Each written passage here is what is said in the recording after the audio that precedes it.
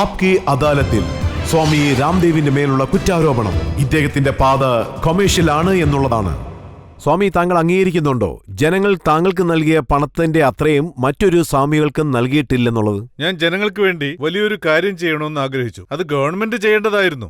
ഒരു ഗവൺമെന്റും ഇത് ചെയ്തില്ല. സ്വാതന്ത്ര്യത്തിന് ശേഷം വന്ന ഗവൺമെന്റുകളെല്ലാം ഇത് കൊള്ളയടിക്കുകയായിരുന്നു. ഈ രാജ്യത്തെ ബ്രിട്ടീഷുകാർ എന്തുമാത്രം കൊള്ളയടിച്ചോ അതിനേക്കാൾ കൂടുതൽ നമ്മുടെ രാജ്യത്തെ നേതാക്കൾ കൊള്ളയടിച്ചിട്ടുണ്ട്.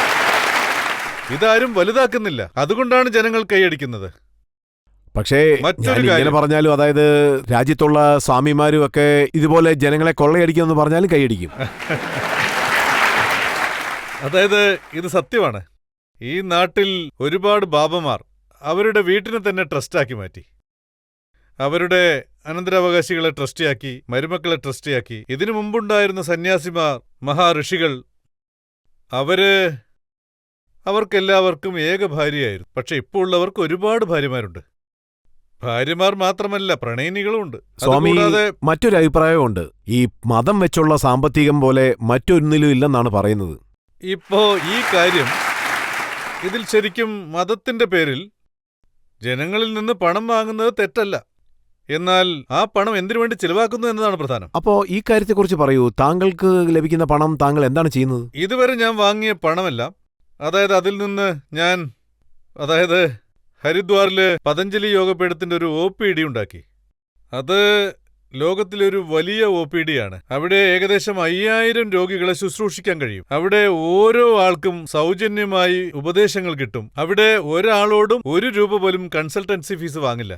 കൂടാതെ പാവപ്പെട്ട ജനങ്ങൾക്ക് മരുന്ന് സൗജന്യമായി നൽകും.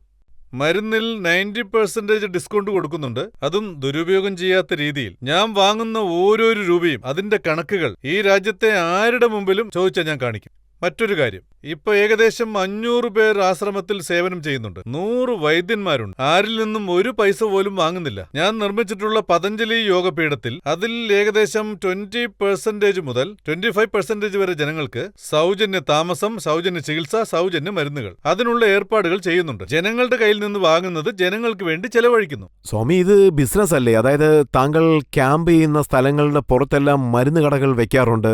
ചികിത്സയിൽ ഫസ്റ്റ് പ്രയോറിറ്റി യോഗയ്ക്കാണ് കൊടുക്കുന്നത്. ആയുർവേദ മരുന്നുകൾ കഴിക്കുന്നതിനോടും എനിക്ക് പൂർണ്ണ യോജിപ്പൊന്നുമില്ല. പക്ഷെ അത് പ്രകൃതിയുമായി ഇണങ്ങിയതാണ്. അതിന് സൈഡ് എഫക്റ്റ് ഇല്ല. അതുകൊണ്ടാ പറയുന്നത് ഞാൻ പ്രഥമ പരിഗണന കൊടുക്കുന്നത് യോഗയ്ക്കാണ്. അതല്ലാതെ ജീവൻ രക്ഷിക്കാൻ അത്യാവശ്യമാണെങ്കിൽ ആയുർവേദ മരുന്നുകൾ സ്വീകരിക്കാം. അലോപ്പതി ആവശ്യമാണെങ്കിൽ അതുമാകാം. പതഞ്ജലി യോഗപീഠത്തിന്റെ പൂർണ്ണ പ്രോജക്റ്റ് ഞാൻ തയ്യാറാക്കിയിട്ടുണ്ട്. ഞാൻ ഡിക്ലെയർ ചെയ്തിട്ടുണ്ട്. ഞാൻ അലോപ്പതിക്ക് ഒരിക്കലും എതിരല്ല. ആർക്കെങ്കിലും ഹാർട്ട് അറ്റാക്ക് വന്നാൽ പെട്ടെന്ന് ഹോസ്പിറ്റലിലേക്ക് പോയല്ലേ പറ്റൂ. താങ്കളുടെ പക്കൽ ആയുർവേദത്തിന്റെ ഉള്ള ഒരു ഡിഗ്രി ഇല്ലല്ലോ. ഞാൻ സ്റ്റഡി ചെയ്തുകൊണ്ടിരിക്കുന്നത് അതിപ്പോ ഈ സ്കൂളിലും കോളേജിലും ഒന്നും പഠിപ്പിക്കുന്നില്ല. അത് ഞാൻ പഠിച്ചിരുന്നെങ്കിൽ, അതായത് ആ ഏൻഷ്യന്റ് സയൻസ് മെഡിസിനെ കുറിച്ച് നിങ്ങളുടെ മുന്നിൽ പറയാൻ കഴിയില്ല.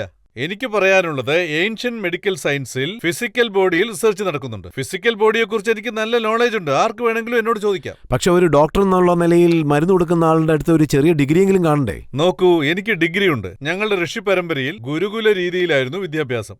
ആ ഗുരുകുല സംസ്കാരം ഇപ്പോഴും നിലവിലുണ്ട്. ആ ഒരു രീതിയിലാണ് ഞാൻ പഠിച്ചത്. അതായത് ആ പരമ്പരയിലുണ്ടായിരുന്ന വേദാചാര്യൻ, ആയുർവേദാചാര്യൻ, ദർശനാചാര്യൻ ആ ഒരു പരമ്പരയായിരുന്നു.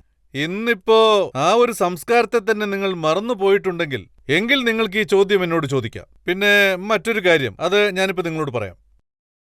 ഇന്ന് അതായത് കബീറിനെ കുറിച്ച് PhD ഉണ്ട്, തുളസീദാസിനെ കുറിച്ച് PhD ഉണ്ട്, അങ്ങനെ പലതിലും ഇപ്പോൾ PhD ഉണ്ട്. നിങ്ങൾ കുറച്ചു നാൾ കഴിഞ്ഞ് നോക്കിക്കോളൂ, ബാബ രാംദേവിനെ കുറിച്ചും PhD ഉണ്ടാവൂ.